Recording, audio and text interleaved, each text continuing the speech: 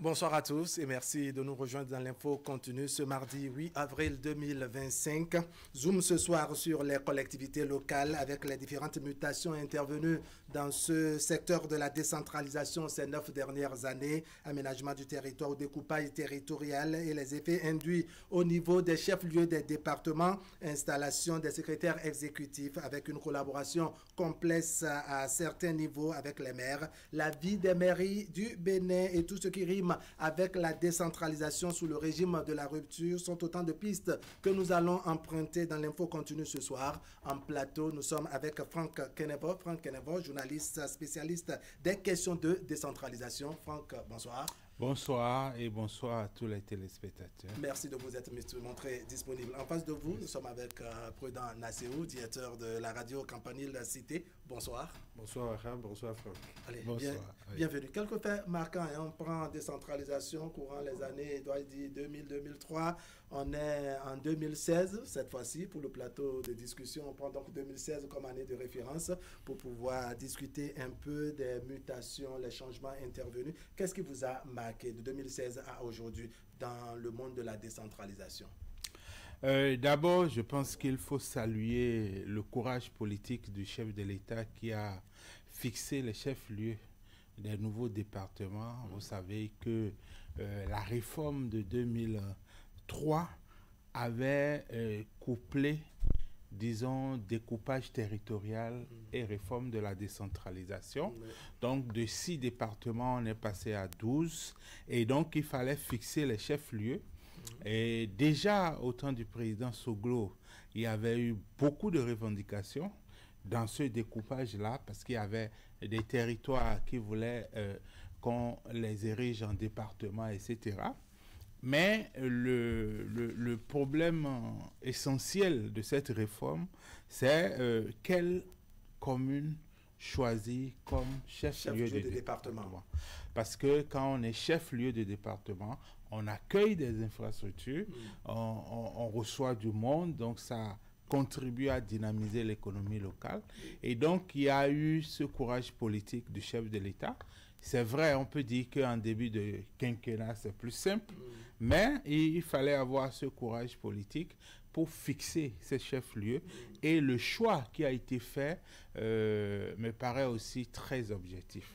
Donc, ça, c'est un premier élément qu'il faut souligner.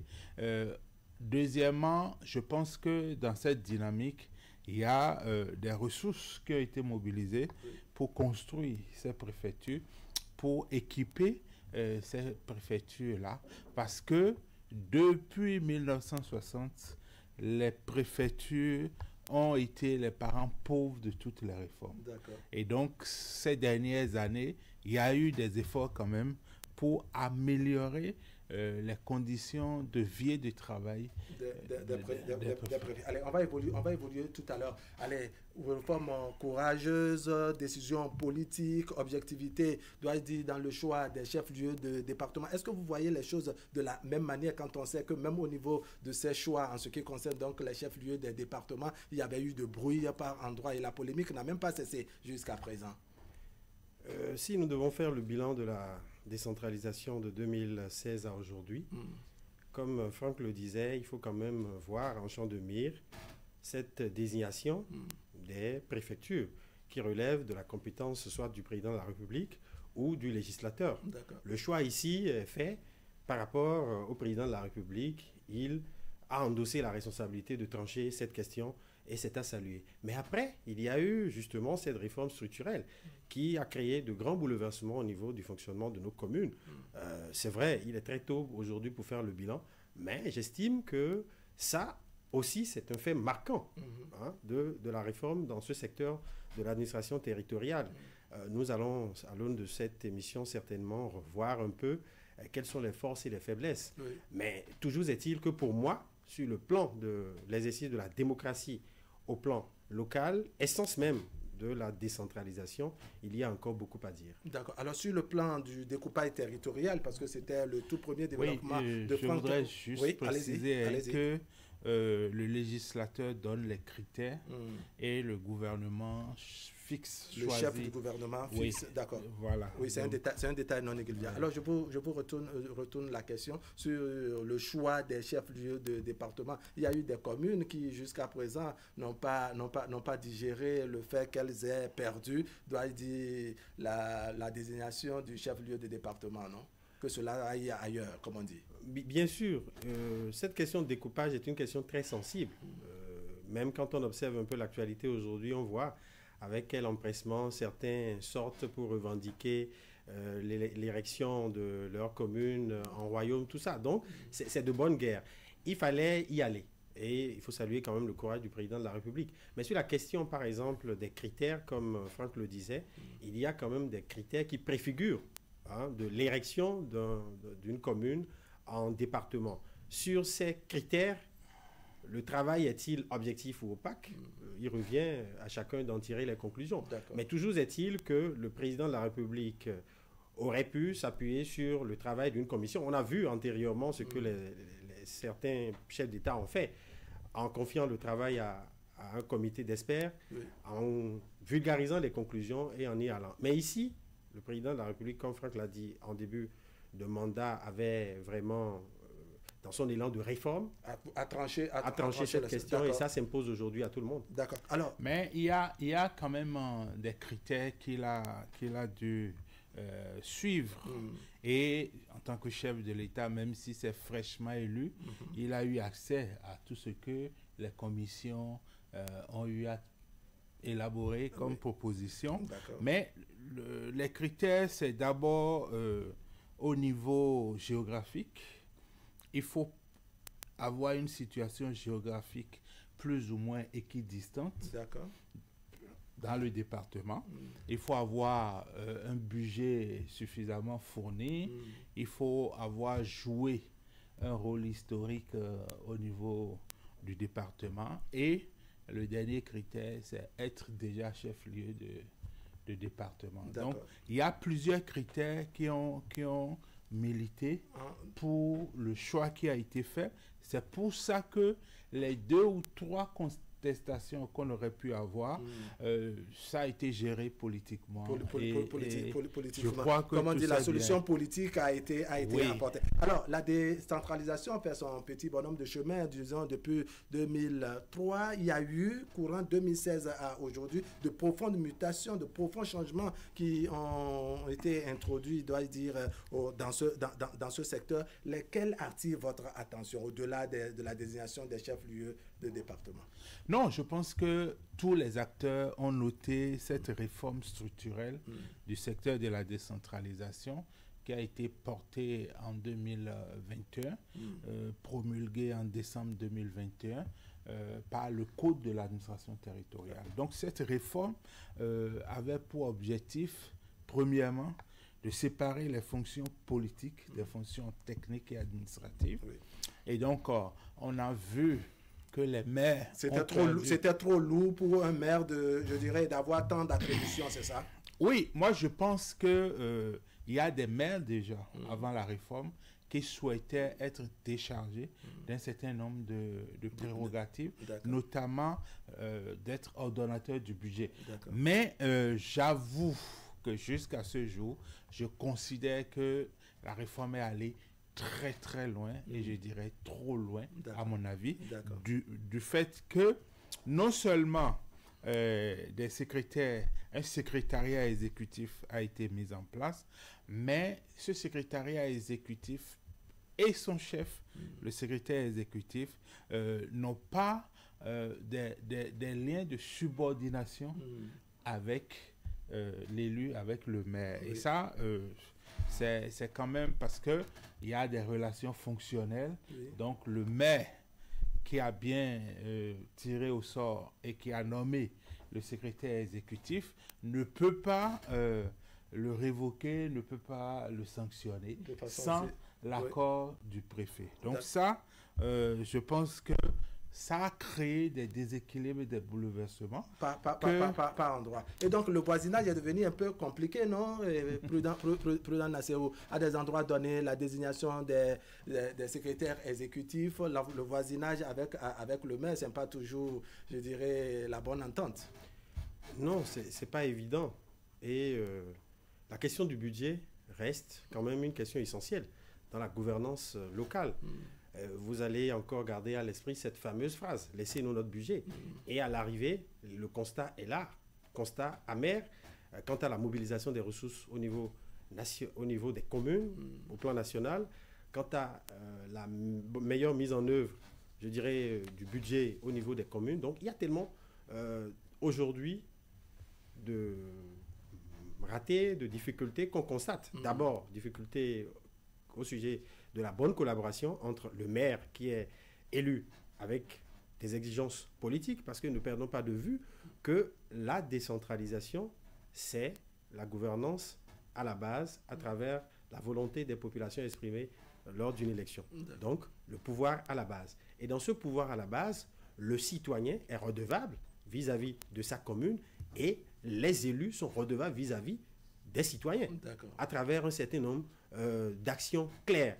Et quand on prend même les compétences qui sont dévolues aux communes, on remarque que aller mettre un super chef administratif limite le maire dans le management et dans la satisfaction, je dirais, des problèmes des populations. Et on a tellement complexifié les choses quant à la gestion des ressources. Moi, j'ai comme l'impression que la réforme ne visait structurellement que, ou carrément que, la gestion des ressources financières. Or, on aurait pu trouver d'autres solutions en renforçant le contrôle, mais pas retirer le budget. Bon, de toute façon, la réforme est en train d'être éprouvée. On verra chemin faisant les amendements, pour ne pas dire les améliorations qu'on peut apporter. Ma question cette fois-ci, Franck Kenevo, c'est de savoir qu'est-ce que l'avènement des SE a amélioré concrètement dans la gestion de nos communes? Alors, je pense qu'il y a beaucoup de gains pour les collectivités territoriales d'avoir non seulement un secrétaire exécutif Bac+5, mais aussi des directeurs qui sont Bac+5, des cadres qui ont une expertise avérée dans leur domaine, même si dans la gestion municipale, beaucoup parmi eux ont dû se chercher pour un temps. Donc, la qualité de la ressource humaine, parce que quand on passe d'une circonscription administrative, d'une sous-préfecture, d'une circonscription urbaine à une collectivité territoriale, une commune, c'est qu'on passe d'une administration de subordination à l'État à une administration décentralisée qui va penser le développement, qui va... l'ingénierie du développement local doit être conçue et mise en place, mise en œuvre. Donc, ça fait qu'aujourd'hui, il y a plus ou moins, parce que le problème de la ressource humaine, ce n'est pas seulement les directeurs, mais c'est au niveau intermédiaire, exécution, tout. Donc, il faut affiner le personnel des collectivités territoriales. Mais ça, déjà, vous voyez, autrefois, on est capable, en tant qu'ordonnateur de budget, de dire, je te donne tel marché. Aujourd'hui, on ne peut plus le dire. Dans cet élan. On est obligé de respecter les procédures jusqu'au bout. Et même si on peut influencer les procédures, on les respecte. Mais ça met en difficulté, le maire dans les remerciements politiques. Non, je sais que quelque chose qui n'est pas bien, on ne peut pas regretter ça. C'est-à-dire, parce qu'il y a un volet important de cette réforme qu'il ne faut pas oublier, c'est de revaloriser le statut de l'élu. Aujourd'hui, les maires béninois sont les mieux payés de l'Afrique, je dirais. De la sous-région. Et non seulement ils sont bien payés, mais c'est l'État qui met à leur disposition le véhicule de commandement. Le véhicule de commandement, ce n'est les pas 77 maires ont des véhicules neufs et de bonne qualité pour une bonne représentation. Vous faites d'oxygène donc à nos différents maires des 77 communes du pays. Alors comment vous, à votre niveau, vous arrivez, dois-je dire, à quantifier je dirais les dividendes, les résultats de cet avènement des SE au niveau de nos mairies? Vous pensez que la gestion a vraiment s'est améliorée concrètement? C'est relatif d'une commune à une autre. Parce que tout à l'heure, Franck évoquait la qualité donc, du personnel administratif qui a été déployé sur les critères, je dirais, académiques. On n'a rien à leur reprocher. Mais sur les questions de compétences et d'expérience, il y a beaucoup à dire. C'est-à-dire dans la pratique. Naturellement, il y a plein de gens qui n'avaient jamais travaillé dans des administrations, ne serait-ce que même au niveau communautaire, pour se retrouver à la tête de grandes communes, incapables de faire avancer les dossiers. Il y a aussi, ne l'oublions pas, les questions donc, de conflits, d'intérêts et parfois même d'attribution, d'appartenance politique, de clivage.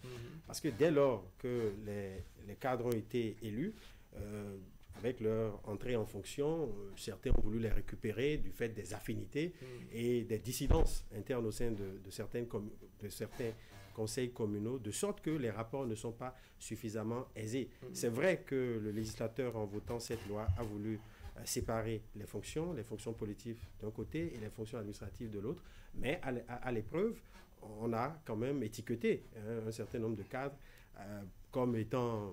On leur trouve une coloration politique, voilà, en tout cas. Et ça aussi, ce sont des éléments qu'il faut prendre en compte. Aujourd'hui, il y a que, comme j'ai dit, chacun y va du fait de son, je dirais, carnet d'adresses, de son expérience pour imprimer une dynamique. Mais ce n'est pas sans difficulté, parce qu'après aussi, il y a le personnel de nos communes qui n'est pas un personnel, parce que ça aussi, c'est une récrimination que beaucoup de cadres évoquent. Il paraît qu'au niveau de nos communes, pour la plupart des communes, le personnel n'est pas un personnel, je dirais, de conception. On a beaucoup plus des exécutants que de cadres de conception, ce qui ralentit un peu l'efficacité de l'administration. D'accord. Alors, Franck Kenevo, tout à l'heure, vous soulignez, le niveau intellectuel, les compétences académiques du personnel au niveau du secrétaire, des secrétariats exécutifs et autres. Mais la coloration politique, parce que c'est vrai, certains sont rentrés sans coloration politique, mais quand on occupe ces genres de fonctions, on sait que d'une manière ou d'une autre, on finit par se convertir. Est-ce que par endroit, il n'est pas nécessaire pour le futur, par exemple, qu'on essaie de revoir les choses pour faciliter le bon voisinage, faciliter, je dirais, la collaboration entre maires et SE, parce qu'il faut le reconnaître, à certains endroits, ça freinait l'exécution des choses, non? Oui, non, je suis d'accord. C'est-à-dire, d'abord, si tirage au sort, il doit y avoir à l'avenir, je pense qu'il faut permettre à chaque maire de tirer 3 candidats, par exemple, et d'organiser des entretiens avec ces personnes-là, parce que il y a une dimension locale dans la fonction de secrétaire exécutif qu'on ne peut pas occulter, c'est-à-dire quelqu'un qui vient d'une localité et qui est parachuté dans une autre localité dont il ne connaît pas la réalité. Il y a... Il ne connaît ni l'histoire, ni la géographie, ni les réalités du terrain. Les potentialités. Donc, il va mettre du temps et à s'acclimater. S'il n'a pas un niveau de culture générale assez fourni, il ne va jamais s'acclimater. Donc, certains ont même démissionné très tôt parce que, bon, ils ne se retrouvaient pas. Bon, il y a ces cas, mais ce que je veux dire, c'est que lorsque vous avez un tirage au sort et que vous tirez 3 candidats, par exemple, et qu'au cours de l'entretien, le maire et ses adjoints peuvent faire l'entretien, et sur cette base-là, retenir un candidat, celui qui comprend un peu, parce que les élus, les maires, ils ont fait campagne en promettant un certain nombre de choses. Donc, il faut qu'ils trouvent. Et aujourd'hui, depuis 2020, le rôle des partis politiques est très fort dans la désignation des organes exécutifs au niveau de la commune, surtout les élus. Donc, à partir de ce moment, il faut combiner les promesses, les projets de ville, l'idéologie politique, il faut combiner tout cela. Et c'est ça que le secrétaire exécutif porte. D'accord. Et donc, on a un secrétaire exécutif qui est étranger et qui est nouveau à tout cela, qui n'arrive pas, je dirais, à percevoir, ni concevoir tout ce que vous venez de citer. Ça peut faire dérailler les choses. Ça peut faire perdre du temps. Parce que vous voyez, un outil essentiel de la gestion communale, c'est le plan de développement communal. Et moi, je continue, malgré la réforme, parce que c'est après la réforme qu'on a eu la 4e génération des plans de développement au niveau des communes. Mais ces plans-là ont toujours du mal à être réaliste et évaluable. Parce que justement, on n'a pas le secrétariat exécutif qui doit être sur le terrain. Tout le monde pense que quand on recrute un consultant pour élaborer un plan de développement communal, c'est que le consultant fait tout. Non, le consultant vous accompagne et vous permet d'identifier. Parce que si vous prenez chaque commune, il y a du potentiel. Mais c'est en travaillant sur ce potentiel que vous créez de la richesse, que vous créez de la valeur ajoutée. Mais si vous faites des plans de développement communal qui sont des copier-coller, ce qu'on a fait à Cotonou, c'est ça qu'on retrouve à Manigri, par exemple. Manigri, non, à Basila. Oui. C'est ça qu'on retrouve à Parakou, à Boïko, etc. Il y a un problème. Le PDC, j'ai travaillé dans le plan de développement communal, l'Association nationale des communes du Bénin avec un programme de l'AIMF sur la contribution des diasporas africaines. Mais lorsque j'ai comparé le PDC des 3 communes béninoises impliquées dans le projet et ce que les autres pays ont amené, c'est le jour et la nuit. C'est ça. On n'a pas encore réussi, alors que le PDC... Vous n'avez pas vu une certaine focalisation sur le potentiel des différentes communes du Bénin? Pour dire, on veut tout embrasser. Vous imaginez, le gouvernement vient et fait un programme d'action et ce programme d'action est valable pour le Togo, est valable pour le Nigeria. Non, ça pose un véritable problème. Alors, Président Nassero, je vous amène sur un terrain qu'évoquait tout à l'heure Franck Kenevo, les promesses des maires et autres, l'idéologie de leur formation politique et autres. Les populations les attendent sur ce terrain. Mais est-ce que vous n'avez pas noté par endroit qu'il y a que l'État central travaille déjà au point que les maires sont, je dirais, plus ou moins bras croisés et ne présentent à la fin, au moment des réductions de comptes, les actions déjà réalisées par le gouvernement dans leur commune? C'est un revers cinglant pour, bien sûr, nos maires.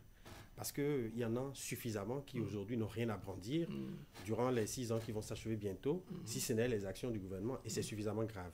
Suffisamment grave dans la mesure où, en matière de mobilisation de ressources propres ou de mise à l'échelle de projets au plan communautaire, ils n'ont même pas pu, je dirais, viabiliser un petit terrain de football, ne serait-ce qu'au niveau d'un quartier. Et ça va les rattraper d'ici peu. Puisque, quand on prend les compétences des communes aujourd'hui, il s'agit quand même de compétences extra larges pour lesquelles nos maires doivent être des concepteurs, des planificateurs du développement local.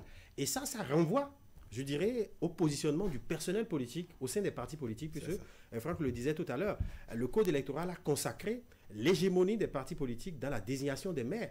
Et à partir de ce moment, le personnel politique aspirant à la fonction ou aux fonctions d'élus au plan communal ou même de maire doit être un personnel suffisamment relevé avec des compétences claires et je dirais même des orientations sur les problématiques de développement. Les potentialités des communes, ce sont des choses qui existent. Il faut aller les chercher, il faut les connaître avant d'être élu maire. Après, comme j'ai dit, sur la question des compétences, la gestion des déchets, on voit que dans les communes du Grand Nokoué, c'est l'État qui fait pratiquement tout. Quand on prend la question, par exemple, de l'assainissement, de l'entretien des routes, les communes sont démissionnaires. Quand on prend la question de l'entretien, je dirais, la construction des salles de classe, là encore, c'est l'État qui vient avec les fonds FADEC, tout ça. Donc, il y a tellement de compétences dévolues aux communes, l'organisation même de la culture, du sport, tout ça, c'est comme si les maires ne sont là que de nom. Alors, ça pose un véritable problème. Quand au moment de la réduction des comptes, on attend les maires, n'est-ce pas, à brandir ce que, je dirais, avec leur personnel, ils ont pu réaliser et qui ne se contentent qu'à doit dire ce que l'État central a réalisé. Ça pose quand même un véritable problème. Ça, c'est pas vrai. Pourquoi? Parce que déjà, cette année, on est à plus de 58 milliards au niveau des fonds FADEC. Et ces ressources-là, plus de la moitié de ces ressources-là, servent à l'investissement au niveau, ça sert à l'investissement au niveau des communes. Oui. Donc, vous verrez des salles de classe. Oui, mais c'est vous l'État. verrez... Oui. Non, c'est les ressources. En fait, lorsque l'État a transféré les compétences, Oui. l'État doit aussi transférer les ressources. D'accord. Parce que vous ne pouvez pas dire désormais c'est toi qui construis les salles de classe Oui. et garder les ressources D'accord, au d'accord. niveau central. Oui. Donc, ces ressources-là, il y a un travail qui se fait au niveau de En l'association. clair, les mairies deviennent, je ne nationale sais des pas, communes. comme Non, non, les attendez. services de contrôle, les missions de Pas contrôle. du tout, pas de ce- du tout, D'accord. pas du tout. Expliquez-nous mieux. Oui, les collectivités territoriales, les communes sont des autorités décentralisées Oui. qui ont un domaine de compétences, des ressources propres et l'autonomie de gestion, pouvoir réglementaire. Oui. Lorsque le maire de Calavi va en justice, il y va au nom de sa commune, Oui. ce qu'un préfet ne peut pas faire. D'accord. Donc, tout comme l'État, chaque commune a sa personnalité juridique, D'accord. son autonomie financière, ses ressources propres. Oui. Maintenant, les fonds FADEC, ce n'est pas les ressources de l'État. D'accord. C'est la part des ressources de l'État qui est transférée aux collectivités territoriales S'il y a des en, tâches- en vertu Oui. des compétences que la loi a déplacées de l'État central vers les collectivités territoriales. Donc, c'est leurs ressources. Deuxièmement, en dehors des fonds FADEC, les communes aujourd'hui sont peut-être à 80 milliards de mobilisation de ressources propres, ce qui n'est pas rien.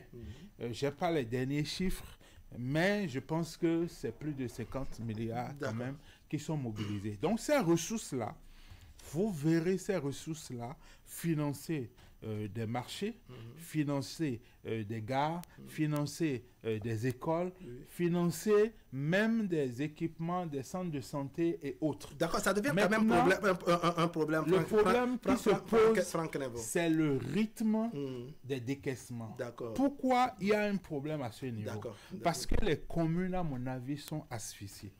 Les communes aujourd'hui sont soumises à une procédure de passation des marchés Très lourd. qui est très, très stricte, très, très rigoureuse.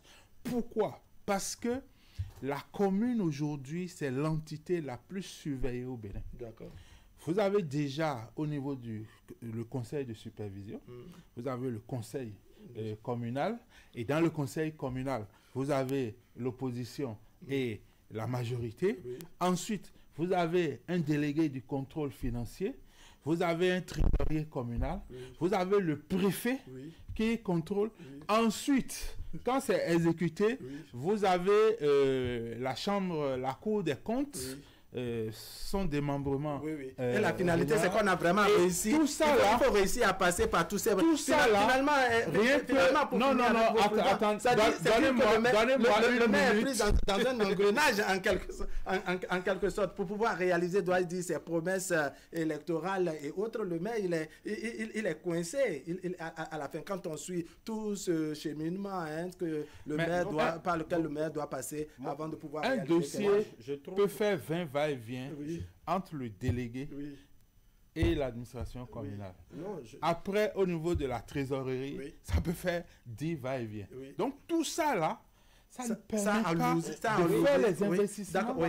Wahab, je disais, quand vous lisez la loi portant au cours de l'administration territoriale, vous allez comprendre que le législateur a beaucoup corsé les questions, je dirais, de gestion des ressources. Oui. Et Même la ça se- démonstration ça- que vient ça de se nous sent- faire, ça que se vient sent de nous clairement. faire Et Franck j'ai Nevo. pas pas réglé. ajouté n'est pas réglé. l'autorité de régulation des marchés Un publics. détail non Le négligeable. problème, Un détail le non problème n'est pas négligeable. Oui, réglé, président. malgré qu'on ait mis un certain nombre de cadres dits compétents au niveau donc, de l'administration de nos communes.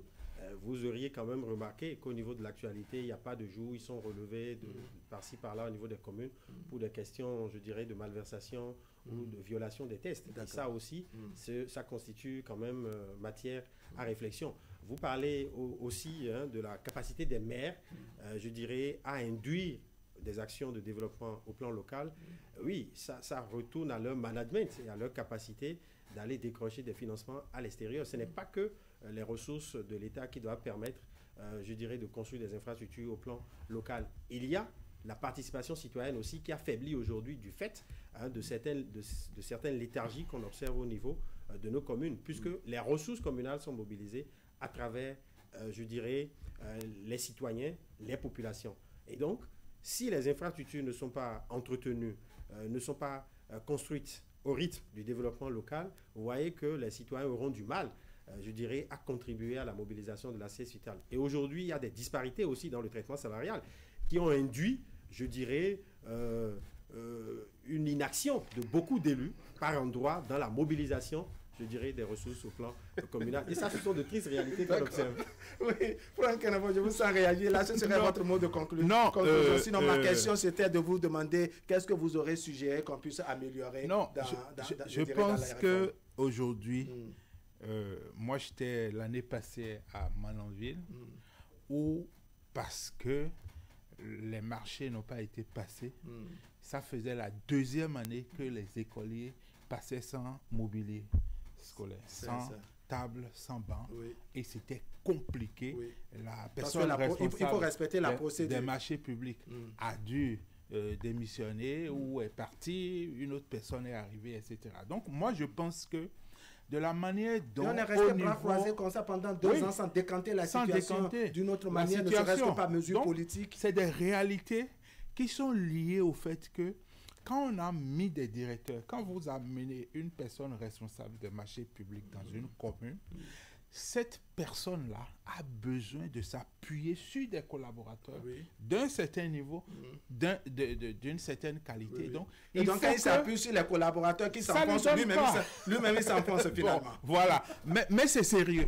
C'est sérieux qu'on a aussi. C'est sérieux parce que justement, il faut renforcer ces directions-là pour que les procédures se déroulent vite, parce que c'est aberrant d'avoir des ressources et de ne pas être capable de les dépenser. Deuxièmement, lorsque vous avez des potentats locaux, des maires et des députés, des ministres, ou bien anciens ministres, ou bien des gens qui sont d'un certain niveau politique, qui veulent parrainer des entreprises, etc.